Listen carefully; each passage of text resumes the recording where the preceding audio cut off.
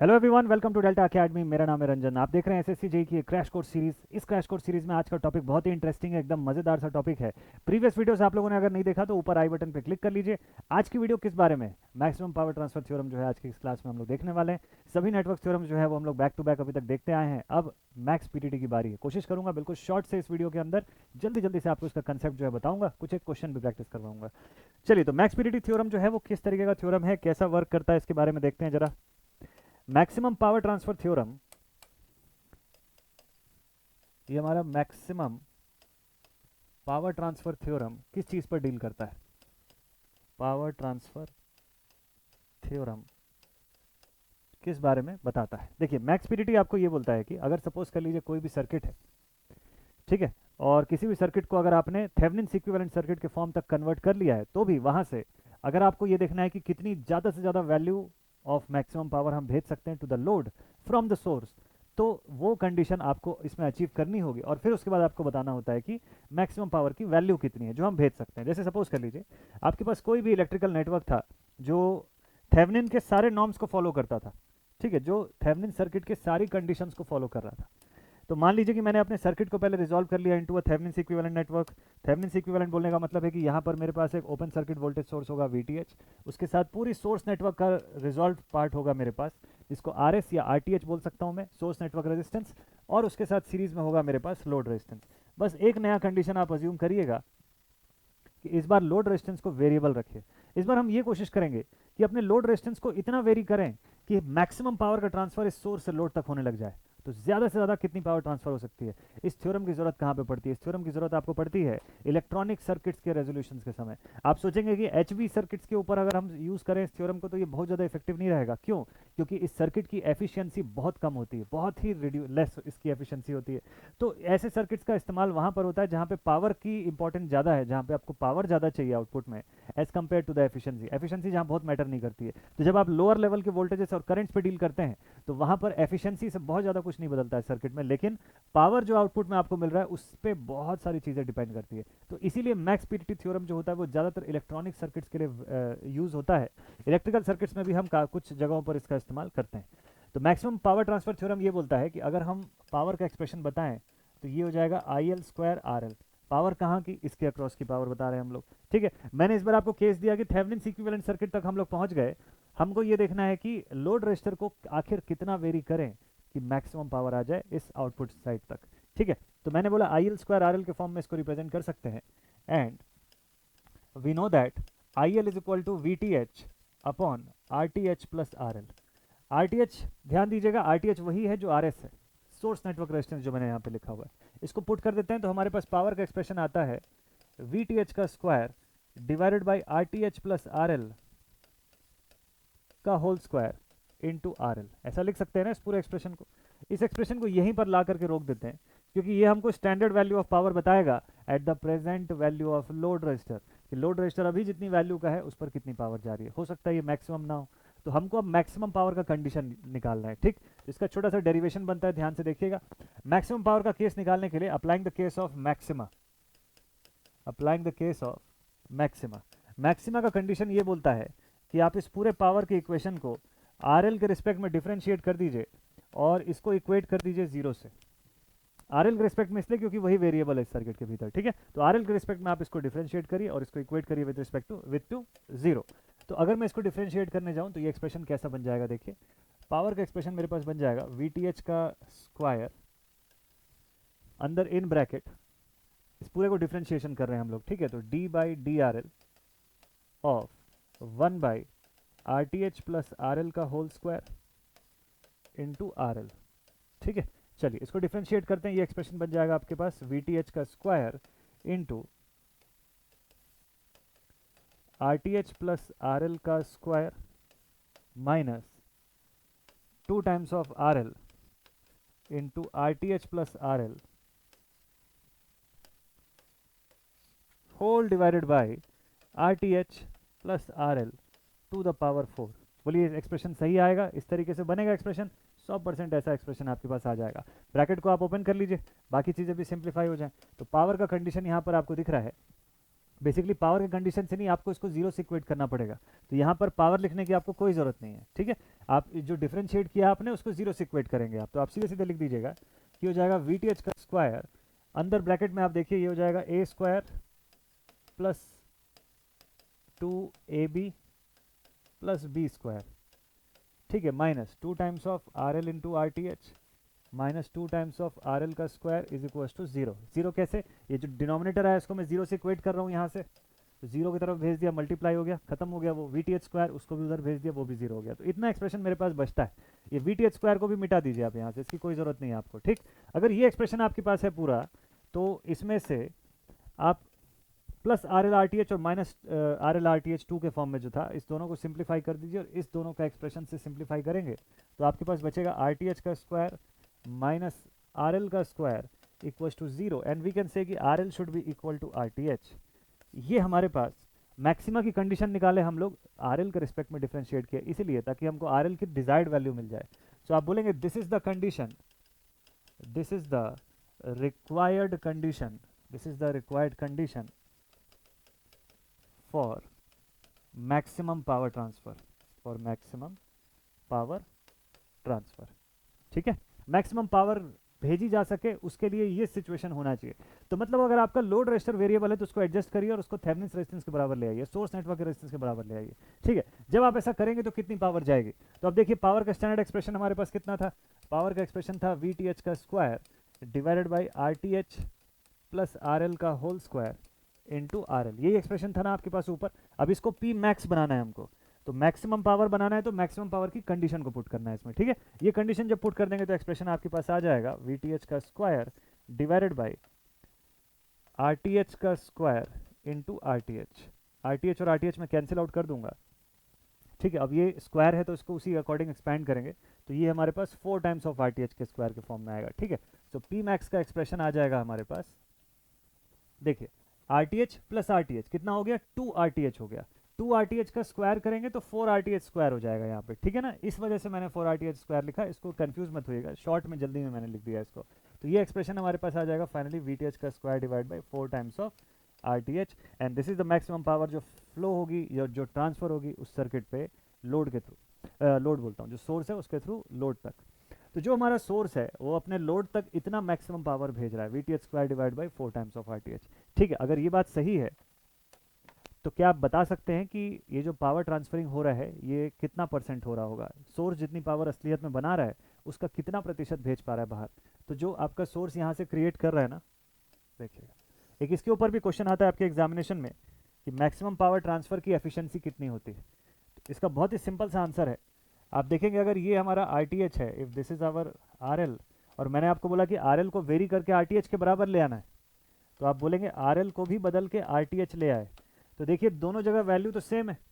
अगर value same है तो पावर डिसिपेशन बराबर होगा कि नहीं होगा, इस सोर्स से अगर हम पावर प्रोवाइड कर रहे हैं, ये जो सोर्स है ये पावर डिलीवर कर रहा है सर्किट में ना, this is our V T H, तो इससे दोनों जगह पे बराबर मात्रा की पावर डिसिपेशन होनी चाहिए। अगर ये आर टी एच आपके पास 100 ओम्स का था तो ये भी 100 ओम्स का ही आएगा फिर, और अगर ऐसा है तो पावर बराबर बराबर डिसिपेशन हो जाएगी यहाँ पे। तो मान लीजिए अगर आपको यहाँ पे दिखता है कि 50 वाट का पावर इसने डिलीवर किया सर्किट को, तो यहाँ 25 वाट की पावर डिलीवर हो जाएगी, डिसिपेट होगी, और यहाँ पर 25 वाट की पावर का डिसिपेशन होगा। ये बोलता है मैक्सिमम पावर ट्रांसफर, और ऑब्वियसली यही चीज़ आपको दिख भी रहा है यहाँ पे, क्योंकि दोनों इक्वल वैल्यू के तो पावर डिसिपेशन बिल्कुल बराबर होगा इनके थ्रू। अगर पावर डिसिपेशन बराबर है तो आप देखिए 50 वाट्स का कितना परसेंट ट्रांसफर हुआ, मात्र 50% ट्रांसफर हुआ। तो इसीलिए आप बोलते हैं कि percentage efficiency of power transfer in max PTT is only 50%, is only 50%। Second condition, चलिए थर्ड कंडीशन आपको दिखाते हैं। थर्ड कंडीशन में अगर सपोज कर लो आपको एग्जामिनेशन में ऐसा क्वेश्चन पूछता है कि बताइए पावर जो है वो मैक्सिमम किस किस कंडीशन पर रह सकती है, तो बिल्कुल सिंपल सा केस है, मैक्सिमम पावर ट्रांसफर थ्योरम के लिए जो ग्राफ बनती है वो ऐसी ग्राफ बनती है। पावर की जो एक्सप्रेशन बनती है, जो ग्राफ बनती है, it is like this, R L is equal to R T H के केस पर पावर का एक्सप्रेशन आपके पास हो जाता है मैक्सिमम, ठीक है, अगर यहाँ पर मैं पावर दिखा रहा हूँ और यहाँ पर मैं रेजिस्टेंस दिखा रहा हूँ, ठीक, इन दोनों के कंपैरिजन में, तो R L less than are T H कर दो या R L greater than are T H कर दो, दोनों केसेस में कोई फर्क नहीं पड़ता। पावर की एक्सप्रेशन एक ही बार मैक्सिमम पे पहुंचेगी, पीक पर पहुंचेगी, वो भी तब जब आपका लोड रेजिस्टेंस थेवेनिन रेजिस्टेंस के बराबर हो जाएगा, सोर्स नेटवर्क रेजिस्टेंस के बराबर हो जाएगा। एग्जाम में क्वेश्चन पूछता है कंडीशन फॉर मैक्सिमम पावर, ये कंडीशन बताएंगे, पूछेगा कितना मैक्सिमम पावर जा रहा है, मैक्सिमम पावर का calculation VTH square upon 4 times of RTH. AC circuits के लिए आपको पूछेगा कॉन्जुगेट के फॉर्म में, जब एसी पे पहुंचेंगे तो मैं आपको बताऊंगा कि कैसे कॉन्जुगेट होता है, किस केस में कॉन्जुगेट होगा, किस केस में कॉन्जुगेट नहीं होगा, दोनों चीजें बताऊंगा। ठीक है, तो ये हो गया पूरा मैक्सिमम पावर ट्रांसफर थ्योरम का बेसिक्स, कि इतना होता है मैक्सिमम पावर ट्रांसफर थ्योरम के अंदर।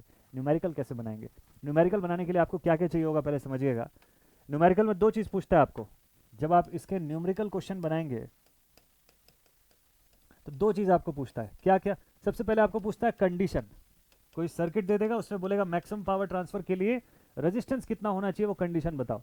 तो आप सीधे सीधे कंडीशन में आर एल बराबर आर टी एच कर देंगे, तो मतलब क्वेश्चन के अंदर से आपको थेवेनिन्स रेजिस्टेंस खाली कैलकुलेट करना पड़ेगा, आपका क्वेश्चन सॉल्व हो गया।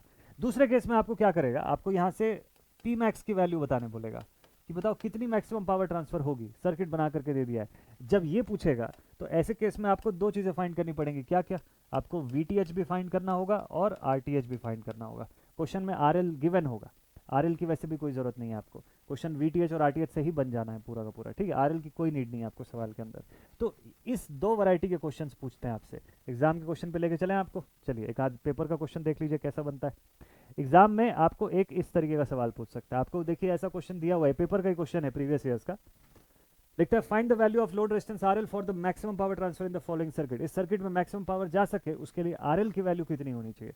देख लीजिए यहाँ से आरएल की वैल्यू अननोन है, इसको ओपन सर्किट करिए और यहाँ से जितने रेजिस्टेंसेज हैं सबका इक्विवेलेंट फाइंड कर लीजिए। चलिए इक्विवेलेंट फाइंड करते हैं। तो हमको यहाँ पर दिखता है ये वाला हिस्सा short circuit, 6 parallel to 12 series with 3 series with 2, current source है ओपन सर्किट, वोल्टेज सोर्स है शॉर्ट सर्किट, तो 6 और 12 पैरेलल में आ गए एक दूसरे के साथ। आप इसको लिखेंगे 6 पैरेलल टू 12, जो आंसर आएगा वो सीरीज विद 3 होगा, फिर जो आंसर आएगा सीरीज विद 2 होगा, एंड फाइनली यही होगा आपका आरटीएच और यही होना चाहिए आरएल इस क्वेश्चन का आंसर। ठीक है, तो 6 और 12 को सॉल्व करेंगे तो डेटा कितना आएगा, 6 और 12 को सॉल्व करेंगे तो 6 इंटू 12 अपॉन 6 प्लस 12, ये डेटा 4 3 7 और 2 9, 9 ओम का आंसर आपका यहाँ से आ रहा है। ठीक है, 9 ओम का आंसर आपका यहाँ से आ रहा है। 4 इधर से आ गया, 6 इंटू 12 अपॉन 6 प्लस 12 करके, ठीक है, 72 और 18, 18 इंटू 4 करोगे तो 72 आ जाएगा। ठीक है, 18 4 जा, फिर यहाँ से आ गया आपके पास 3 और 2 5, तो 5 एंड 4 यहाँ से 9 आ जाएगा आपके क्वेश्चन का आंसर। क्या ये सही आंसर है? चलिए नेक्स्ट क्वेश्चन पे चलते हैं, बना लेंगे ऐसा वाला क्वेश्चन अभी आप लोग। और देखिए किस टाइप का क्वेश्चन पूछा है अभी एग्जामिनेशन में इसके बारे में। क्वेश्चन बोलता है consider the following circuit, what should be the value of resistor R in the above circuit if it has to absorb the maximum power, if it has to absorb the maximum power from the source. पूछने का तरीका अलग है लेकिन question तो वही है, पूछा एक ही चीज़ है आपको। बोलता है बताओ आर की वैल्यू क्या होनी चाहिए कि मैक्सिमम पावर सोर्स से लोड तक जा सके। तो बिल्कुल सिंपल है ना, आर की वैल्यू मतलब इक्विवेलेंट पूछ रहा है आपको। आप क्या करेंगे इस केस में, आप यहाँ से शॉर्ट सर्किट कर देंगे इस डेटा को ऐसे। ठीक है, इस वोल्टेज सोर्स को शॉर्ट सर्किट कर दिया, यहाँ से आप इसको ओपन सर्किट कर दीजिए, ये आर लगाने की कोई जरूरत नहीं है आपको, इसको ओपन कर दिया आपने। अब बोलिए इक्विवेलेंट कितना होगा, 4 इंटू 8 अपॉन 4 प्लस 8,